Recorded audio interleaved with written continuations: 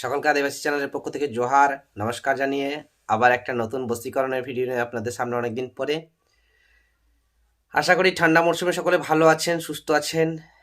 যারা ভালো নেই, সুস্থ নেই, মারাংবুরুর কাছে প্রার্থনা করি সকলে ভালো থাকুন, সুস্থ থাকুন, ঈশ্বর যেন সকলকে ভালো রাখুন। আমি আপনাদের সামনে প্রতিবারই বলি যে নিত্য নতুন ভিডিও নিয়ে আপনাদের সামনে আবার একটা নতুন ভিডিও নিয়ে আমি খুব তাড়াতাড়ি আসবো, কিন্তু সত্যি কথা বলতে আপনাদের যে ভালোবাসা, সেই ভালোবাসার জন্য কাজের চাপ এত যে ভিডিও দেওয়ার সত্যি কথা বলতে সময় হয় না। আমরা দেখেছি এর আগে বিভিন্ন মন্ত্র যন্ত্র তন্ত্র বা গাছ গাছড়া দিয়ে বশীকরণ। আমাকে অনেকে কমেন্ট করেছেন যে দাদা মাথার চুল দিয়ে কীভাবে বশীকরণ করা যায়। একজন কমেন্ট করেছেন ছেলে ছেলেকে কীভাবে বশীকরণ করা যায়। আমি এর আগের যে ভিডিওটা দিয়েছি দেখুন, ওখানে যে বশীকরণটা আছে ওটা ছেলে ছেলেকে বশীকরণ করা যাবে। মানে এর একটা ভিডিও আগে, প্রথম এর আগের যে একটা ভিডিও আছে তার আগের ভিডিওটাতে দেখুন ছেলে ছেলেকে বশীকরণ করা যাবে, যেটা বীর্য দিয়ে করা হয়। যাই হোক, আজকের যে বশীকরণ ভিডিও, আমরা জানি সামনের পূর্ণিমা আসছে, পূর্ণিমা খুব ভালো দিনে এবং ভালো, এই পূর্ণিমা খুবই গুরুত্বপূর্ণ পূর্ণিমা সকলের কাছে। এই পূর্ণিমার দিন আমি আজকের যে বশীকরণ, সেই বশীকরণটা অতি অবশ্যই পূর্ণিমার দিন করতে হবে। এই পূর্ণিমার দিন মানে যেদিন পূর্ণিমা লাগে, পূর্ণিমা লাগার পরে রাত্রিবেলাতে আমি দেখুন, তন্ত্রের প্রত্যেকটা ক্রিয়ায় কিন্তু রাত্রে করা খুব শুভনীয়। কারণ আমরা জানি তন্ত্র মানেই কোনো একটা শক্তির মাধ্যমে কাজ করা, এবং সেই সমস্ত শক্তি রাত্রে খুব তুখরভাবে কাজ করে, মানে খুব শক্তিশালীভাবে কাজ করে। পূর্ণিমার রাত্রে, যে কোনো পূর্ণিমার রাত্রে, এই পূর্ণিমাতে না পারলেও আপনার পরের পূর্ণিমা, যে কোনো পূর্ণিমার রাত্রে যেটা করতে হবে, যে কোনো বটবৃক্ষের নিচে যেতে হবে, এবং যে বটবৃক্ষ যেগুলোকে আমরা বলি নামাল, যে মানে সুতোর মতো দেখবেন নিচে ঝুলছে শিকড়ের নিচে দিয়ে, যে নামাল যেটাকে বলা হয়, আমরা গ্রাম্য ভাষা এটাকে নামাল বলি, নামাল বলি জানি আর কি, যেটা নিচের শিকড় নয়, যেটা ওপর থেকে যেটা ঝুলছে ওটাকে নামাল বলি আমরা। তো এই নামালটাকে যে কোনো পূর্ণিমার দিনে, যদি শনি মঙ্গলবার পড়ে খুবই ভালো, যদি শনি মঙ্গলবার না পড়ে তাও হবে, যে কোনো পূর্ণিমার দিনে একটা ধূপকাঠি নিয়ে যাবেন, এবং যাকে আপনি বশীকরণ করতে চাইছেন তার নাম ওই বটবৃক্ষকে বলবেন যে আমি হে মানে বটবৃক্ষর কাছে প্রণাম করার পরে আপনি বটবৃক্ষকে বলবেন যে আমি অমুক ব্যক্তিকে বা অমুক মহিলাকে বা অমুক পুরুষকে বশীকরণ করতে চাই, আমার বশীভূত সে যেন হয়, সেই জন্য তোমার এই নামাল আমি তোমার কাছ থেকে নিলাম। এটা বলার পরে নামালটাকে সংগ্রহ করবেন, মানে নামালটাকে দুটো বা তিনটে বড় নামাল, যে নামাল তো অনেকটা বড় বড় হয়, তুলে নিলেন। তুলে নেওয়ার পরে আরেকটা কাজ করতে হবে, দুটো জিনিসকে আপনাদেরকে কিন্তু আগে থেকে লক্ষ্য করে রাখতে হবে যে কোথায় বিষয়টা, মানে জিনিসটা পাওয়া যায়। খাজুর গাছ আপনারা দেখেছেন যে খাজুর গাছ কিন্তু বিভিন্ন জায়গাতেই হয়। এটা আমি নয়, অনেক ওস্তাদই দেখবেন বলেন যে খাজুর গাছের যে শিকড়, যে শিকড়টা মানে খাজুর গাছ হওয়ার পরে উপরের দিকে যে শিকড়গুলো সেই ছুঁচের মতো ফুটে ফুটে ওঠে, ওই যে শিকড়গুলা, ওগুলো কিন্তু খুব বহু বিষয়ে কাজ করে। আমরা জানি যে যে কোনো তন্ত্রের বানকে আটকাতে গেলে বা বান মারতে গেলে খাজুর গাছ, জিওল মাছের কাঁটা, খাজুর গাছের সিস্ট, এগুলো খুব ভালো কাজ করে। দেখবেন যে সমস্ত ওস্তাদরা গ্রাম্য ওস্তাদ আর কি, যারা মানে গ্রামের দিকে যে সমস্ত ওস্তাদরা বাস করেন, তারা বাড়ির চারিদিকে যারা ওস্তাদি করেন, মানে তন্ত্র লাইনে আছেন, তারা দেখবেন বাড়ির চারিদিকে কিন্তু খাজুর গাছ লাগিয়ে রাখেন। তার কারণ খাজুর গাছ বান প্রোটেকশন হিসাবে খুব ভালো কাজ করে। মানে যারা ওস্তাদি করেন তাদের তো লাইফে প্রচুর রিস্ক, কারণ আমি হয়তো দুটো পয়সার জন্য আপনার ভালো করছি, কিন্তু আরেকজন তো আপনাকে ক্ষতি করেছে। তো সেটা যখন আমি কাটছি, সেই ওস্তাদ কিন্তু আমাকেও ছাড়বেন না, বা তিনি যে শক্তি দিয়ে কাজ করেছেন সেই শক্তি কিন্তু আমাকেও ছাড়বেন না। মানে আমি নয়, যে কোনো ওস্তাদ যারা ভালো করছেন তাদেরকে কিন্তু ছাড়বেন না, কারণ ফাইটটা তখন তাদের সঙ্গে হয়ে যায়, যে ওস্তাদ কাজ করেছেন তাদের সঙ্গে ফাইটটা হয়ে যায়। সেই জন্যে এরা বাঁচার, মানে ওস্তাদরা নিজেদেরকে বাঁচানোর জন্যে বাড়ির চারিদিকে, মানে আমাদের যে চারটে কোণ বলা হয়, এই চার কোণে ওনারা বেশিরভাগ ওস্তাদি, গ্রাম্য ওস্তাদ খাজুর গাছ লাগিয়ে রাখেন। আমার নিজের দাদুকে আমি দেখেছি যে আমার বাড়ির চারিদিকে সামনের দিকটাতে খাজুর গাছ ছিল এবং পেছনের দিকে খাজুর গাছ ছিল, মানে যদি হিসাব করতাম তাহলে চার কোণে কিন্তু খাজুর গাছ অতি অবশ্যই ছিল, এবং বাড়ির সামনের দিকে বেশ কয়েকটা খাজুর গাছ ছিল। আমরা ওটা পরে পরে জানতে পারি যে দাদু ওটা কিন্তু ওই মানে যে কোনো তন্ত্রের ক্রিয়াকে আটকানোর জন্য খাজুর গাছগুলো মূলত ব্যবহার করতেন। মানে ওই খাজুর গাছগুলোকে সেইভাবে তৈরি করা হয়েছিল যাতে খাজুর গাছ থেকে সম্পূর্ণ তন্ত্র ক্রিয়াটা রোধ হয়ে যায়। আমি যখন কাজ করি, আমার সেটা আমি এখনই দেখাচ্ছি না। আমি যখন কাজ করি, যে জায়গায় কাজ করি সেখানে একটা বটবৃক্ষ, একটা তালবৃক্ষ এবং বটবৃক্ষ তালবৃক্ষ একসাথে আছে এবং একটা খাজুর গাছ আছে। এই খাজুর গাছের গুরুত্ব, যেমন খাজুর গাছ এবং বট গাছের গুরুত্ব কিন্তু অপরিসীম। আপনি দেখবেন যে কোনো আমাবস্যাতে কিন্তু বট গাছে যদি কেউ বলে যে একটা প্রেগ মেরে দেয়, কিন্তু সম্ভব হয় না, কারণ ওই সময় সেই শক্তি খুব প্রখর থাকে। এর আগেও আমি যাদেরকে বটবৃক্ষের নিচে কিছু করতে বলেছি, যে আপনি আমাবস্যা বা পূর্ণিমা বা শনিবার বা মঙ্গলবার একা যাবেন বটবৃক্ষের নিচে, এটা পুঁতে দিয়ে আসবেন। দেখবেন একটা যেমন আমার একটা ভাই সঞ্জু, সে নাম শুনলে বুঝতে পারবে, আমি আর বাকিটা বললাম না। সঞ্জু, ওকে একটা কাজ দিয়েছিলাম, আমি বলেছিলাম বটবৃক্ষের নিচে পুঁতে দিয়ে আসবে। তো ও যখন বটবৃক্ষের নিচে ওটাকে পুঁতছে, তখন ও ভেবে মানে এটা সম্পূর্ণ মেহসুস করেছিল যে ওর পাশে কেউ দাঁড়িয়ে আছে। এবং যখনই ওটা পোঁতা হয়ে গেল, মানে তখন একটা আবহাওয়াটা যেন একটা বিরাট ভারী পরিবেশ ছিল। যখন ওটা পোঁতা হয়ে গেল, পোঁতার পরে সঙ্গে সঙ্গে একটা ঠান্ডা হাওয়া বয়ে গেল এবং চারিদিকে যেন সব নিস্তব্ধ, কিন্তু ওর ওপর দিয়ে যেন বটবৃক্ষের নিচে যেন একটা ঠান্ডা শীতল হাওয়া বয়ে গেল। যখন ও চলে আসলো, তখন ও কিন্তু মেহসুস করছে যে আমার পিছুতে কেউ আছে। তারপরেও কিন্তু আরামসে বাড়ি চলে আসে, কারণ দেখুন, যখন কেউ কাজ করে নিজের থেকে, তখন তো তার মনে অতি অবশ্যই একটা বিরাট সাহসের দরকার। সাহস ছাড়া কিন্তু তন্ত্রের ক্রিয়া অসম্ভব ব্যাপার। এবং এই সমস্ত বৃক্ষের, যে কোনো বৃক্ষের ওপরে যখনই কেউ কোনো প্রয়োগ করবেন, তখন কিন্তু সেখান থেকে আপনি একটা সাড়া পাবেন, মানে একটা হালকা মেহসুস, আপনি অনুভূতি কিন্তু পাবেন। যাই হোক, ভয়ের কোনো কারণ নাই, কারণ আপনাকে এরা কখনো মেরে দেবে না। বাট যে সমস্ত বটতলায় দেখবেন, আগেকার দিনে কী হতো, যে কোনো বডিকে শ্মশানে দাহ করতে নিয়ে যাওয়ার আগে কোনো তেরাস্তায় বা চার মাস্তার মোড়ে নামানো হতো, এবং সেখানে সেই 4 মাথা বা 3 মাথার মোড়ে একটা বটবৃক্ষ কিন্তু থাকতো, এবং সেই বটবৃক্ষের নিচেতেই নামানো হতো। কারণ বটবৃক্ষের গুরুত্ব অপরিসীম। আমরা জানি, বিভিন্ন ইউটিউবাররা এই সমস্ত বিষয় নিয়ে বিভিন্ন ভিডিও দেন। দেখুন, আমার এটা সাবজেক্ট নয় বা আমার এটা বিষয় নয় যে বটবৃক্ষের কী সমস্ত গুণাগুণ আছে এগুলো বলা। তাও বলছি, যেহেতু এই বশীকরণটার মধ্যে এগুলো জড়িয়ে আছে, তাই সম্পূর্ণ ভেঙে বলে দেওয়া। তো আপনি যখনই বটবৃক্ষের নিচে ফার্স্টে যাবেন একটা ধূপকাঠি নিয়ে, অতি অবশ্যই যেদিন তন্ত্রের প্রয়োগ করবেন, অতি অবশ্যই আপনারা নিরামিষ আহার করবেন। নিরামিষ আহার করাটা খুবই জরুরি, কারণ নিরামিষ আহার করলে শরীর যদি শুদ্ধ থাকে, মন যদি শুদ্ধ থাকে, মাইন্ড ফ্রেশ থাকে। আর মাইন্ড ফ্রেশ থাকলে যে কোনো তন্ত্রের কাজ কিন্তু খুব ইজিভাবে হয়ে যায়।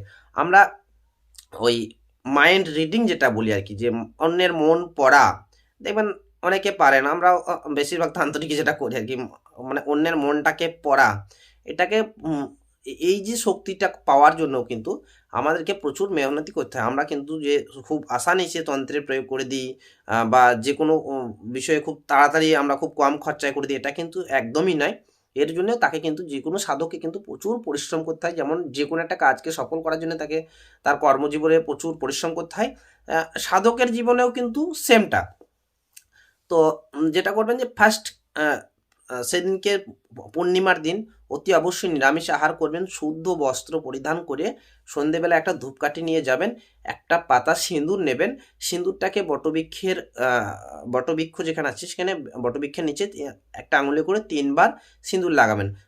যদি সম্ভব হয় এই আঙুলে করে লাগাবেন, পুরো আঙুলে করে, কারণ জানেন যে তন্ত্রের যে সমস্ত ক্রিয়াগুলো হয় সেগুলো কিন্তু পুরো আঙুলে, মানে এই যে ছোট আঙুলটা, মানে সব থেকে ছোট আঙুলটা কনিষ্ঠতে, এই কনিষ্ঠ করে লাগানো হয়। কারণ এই আঙুলে করে টিকা দেখবেন কাউকে সহজে দেয় না, কারণ এই আঙুলটা কিন্তু খুব শুভ কাজের জন্য খুব কম ব্যবহার করা হয়। একমাত্র শক্তির ব্যবহারে কিন্তু এই আঙুলটাকে আমরা ব্যবহার করি। তো এই কনিষ্ঠ আঙুলে করে 3 বার 3টে বটবৃক্ষের নিচে 3 বার সিঁদুর লাগাবেন। সিঁদুর লাগানোর পরে ধূপকাঠি দিয়ে প্রণাম করবেন। অতি অবশ্যই ক্রিয়াটা পূর্ব দিকে মুখ করে করবেন। তারপরে বটবৃক্ষের যে নামাল, সেই নামালটাকে নেবেন, সংগ্রহ করবেন, বলবেন, বলার পরে নামালটাকে সংগ্রহ করবেন। সংগ্রহ করার পরে সিধা ওখান থেকে চলে আসবেন যেখানে খাজুর গাছ আছে। খাজুর গাছের যে সিস্ট আমি বললাম, যে যেটা নিচে থেকে সূচের মতো বেরিয়ে থাকে, শিকড় যেটা, ওই শিকড়ের, মানে খাজুর গাছের গোড়াতেও সেম এক পাতা সিঁদুর নেবেন। সিঁদুর আগে খাজুর গাছকে 3টে তিলক, মানে টিকা লাগাবেন। লাগানোর পরে খাজুর গাছকেও বলবেন আপনার যে মনস্কামনা সেটা আপনি বলবেন। বলার পরে দুটো জিনিসকে একসাথে নিয়ে আসবেন, এবং ক্রিয়াটা কিন্তু যেদিন আপনি আনবেন সেদিন কি সম্পন্ন করতে হবে। অতি অবশ্যই এই প্রয়োগ করার সময় যেন আপনাকে কেউ, মানে যখন আপনি বটবৃক্ষের নামালটা নিচ্ছেন সেই সময়টা যেন আপনাকে কেউ না দেখে, এবং যখন আপনি খাজুর গাছের নামালটা সংগ্রহ করছেন তখনও যেন আপনাকে কেউ না দেখতে পায়। কারণ তন্ত্রের ক্রিয়া আমরা জানি যে খুব গোপন, মানে এটাকে বলা গুপ্ত বিদ্যা।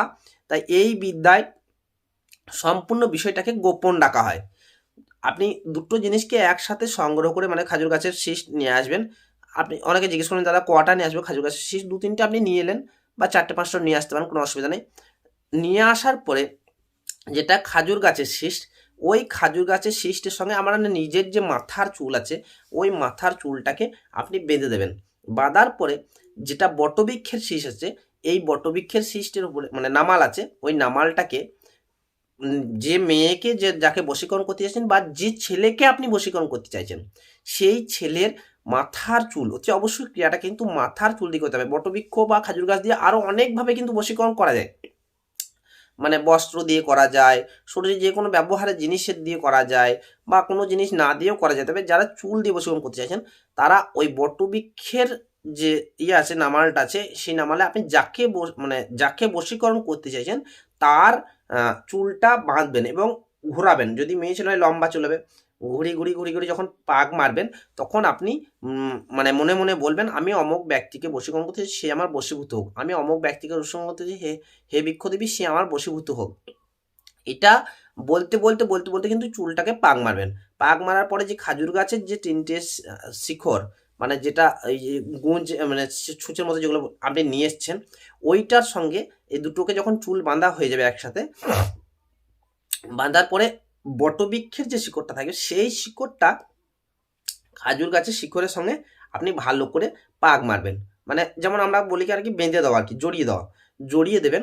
জড়িয়ে দেওয়ার পরে যে কোনো চৌরাস্তার মাথায়, যে কোনো যেখানে 4টে রাস্তা আছে, মানে এরকম করে যেখানে ঢেরাকাঠি দিয়ে 4টে রাস্তা একসাথে বেরিয়ে গেছে, এই যে কোনো 4 রাস্তার মাথায় যদি দেখা যাচ্ছে সেই ব্যক্তি কাছাকাছি হয়, মানে যাকে আপনি বশীকরণ করতে চাইছেন সে যদি কাছাকাছি হয়, তো সে যে ব্যক্তিকে আপনি বশীকরণ করতে সে যে রাস্তা দিয়ে চলাফেরা করে তার রাস্তা মানে চলার রাস্তা যদি পুঁতে দিতে পারেন।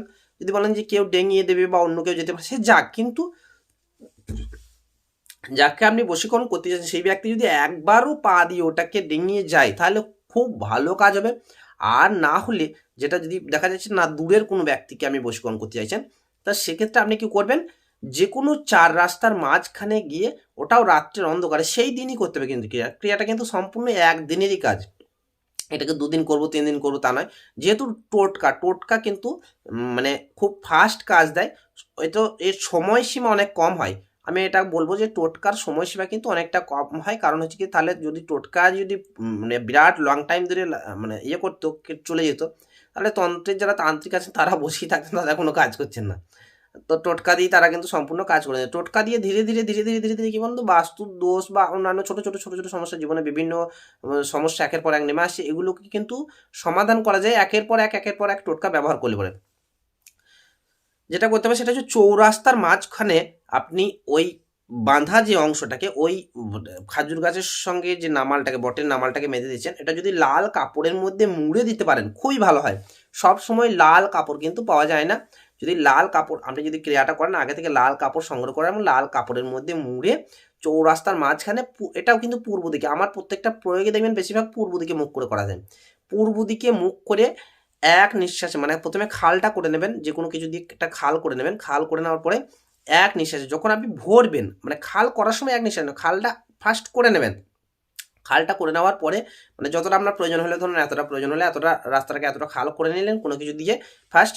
তারপরে যখন আপনি ভরছেন তখন পূর্ব দিকে মুখ করে এক নিঃশ্বাসে যে ব্যক্তিকে আপনি বশীকরণ করতে চান তার নামটাকে স্মরণ করবেন বা তার নাম বলবেন এবং বলবেন অমুক ব্যক্তি আমার বশীভূত হোক বলে সঙ্গে সঙ্গে ওটাকে এক নিঃশ্বাসে পুঁতে দেবেন।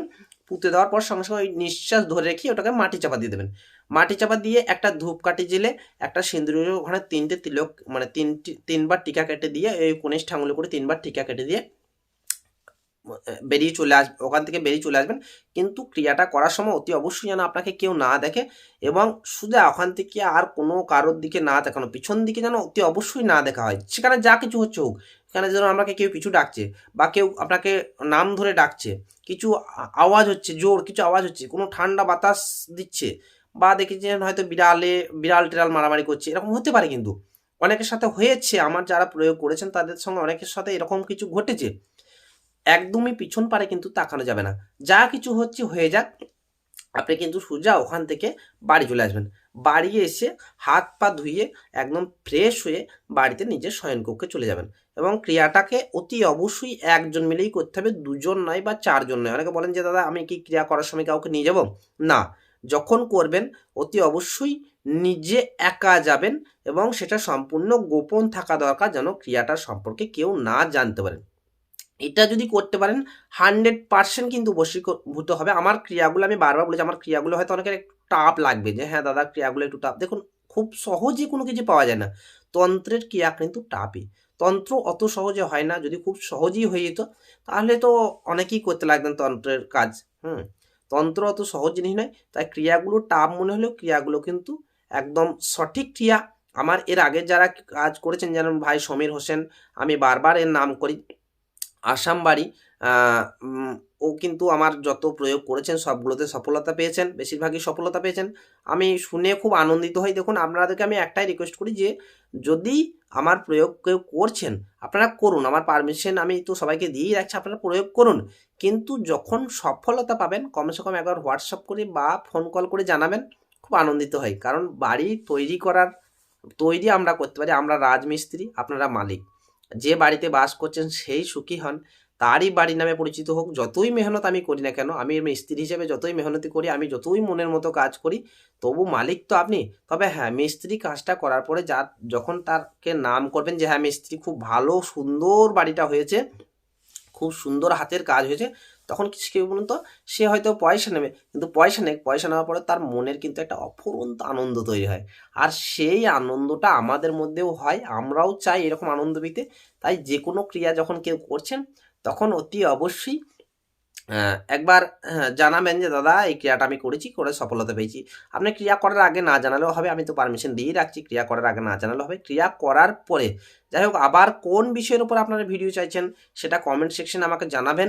আমার তো কমেন্ট সেকশন খোলাই থাকে, আপনারা কমেন্টস করে জানাবেন যে দাদা আমি এই বিষয়ের উপর ভিডিও চাইছি। আমি চেষ্টা করব অতি অবশ্যই আপনাদেরকে সেই বিষয়ের উপর ভিডিও দেবো। তবে হ্যাঁ, আরও দুটো গাছ দিয়ে, আমি বেশিরভাগ গাছের উপর বশীকরণ বলি, তো আরও দুটো গাছ আছে যেটা খুব সহজে বশীকরণ করা যায়। গাছ দুটো জাস্ট নিয়ে আসতে পারলেই হবে এবং এই গাছ দুটোকে যে কোনো জঙ্গলের ধারে আমরা পাবো। এর পরবর্তী ভিডিওতে সেটা নিয়ে আলোচনা করব, কারণ এই ভিডিওটা যদি করি তাহলে পর অনেকটা বড় হয়ে যাবে। আর ওই যে অনেকে কমেন্ট করেন দাদা ভিডিওটাকে শর্ট করুন। তাই পরবর্তী ভিডিওর জন্য আপনারা অপেক্ষা করুন এবং ভিডিওটাকে যতটা পারবেন শেয়ার করুন। কারণ আপনারা যদি ভিডিও দেখার আপনাদের আগ্রহ থাকে তাহলে আমারও দেওয়ার একটা আগ্রহ থাকবে। নচেৎ ভগবানের আশীর্বাদে আমার কিন্তু যে সমস্ত ভক্তবৃন্দ আছেন, যারা আমার শুভাকাঙ্ক্ষী, যারা আমাকে করেন, ভালোবাসেন, মোটামুটি আমার কাজকর্ম কিন্তু চলে যায়। আমাকে অনেকে রিকোয়েস্ট করার পরে যে সোশ্যাল মিডিয়াতে আসুন, তারপরে আমি সোশ্যাল মিডিয়াতে এসেছি। সোশ্যাল মিডিয়াতে আসার অনেক আগে থেকে আমি তন্ত্রের কাজ করি। আমাকে অনেকে রিকোয়েস্ট করেছেন দাদা আপনি যেহেতু ভালো কাজ করেন তাই আপনি সোশ্যাল মিডিয়াতে কিছু টোটকা দেন, তাতে সাধারণ মানুষের অনেক উপকার হবে। সেই জন্য কিন্তু আজকে আপনাদের কাছে আমি বিভিন্ন টোটকা নিয়ে এসেছি, যাতে আপনাদের উপকার হয়। যাই হোক, সকলে ভালো থাকুন, সুস্থ থাকুন। দেখা হবে আবার পুনঃ একটা নতুন ভিডিও নিয়ে। পরবর্তী 2-4 দিনের মধ্যেই চেষ্টা করবো আপনাদের কমেন্ট সেকশনের উপর নতুন একটা ভিডিও দেওয়ার। সকলকে আবার একবার জোহার, নমস্কার জানিয়ে আজকের ভিডিও এখানেই শেষ করলাম।